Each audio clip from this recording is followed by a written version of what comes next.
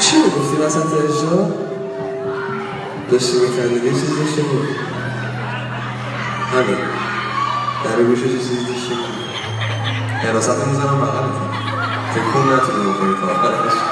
واسه این نوید نشسته من چپ چپ نگاه میکنه پولمول چیزی بهش بده کاری چیزی شده؟ لطفا غیبتتون رو بذاریم بیرون رسان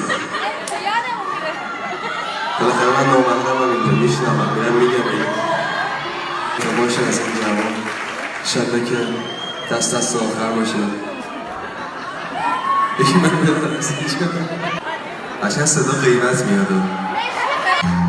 الان عروستومات میادم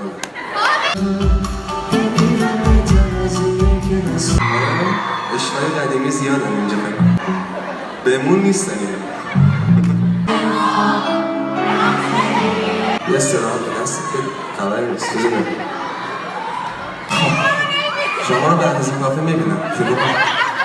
کی دوباره به این بابا سن خیلی داره حال میده تا دفتی شده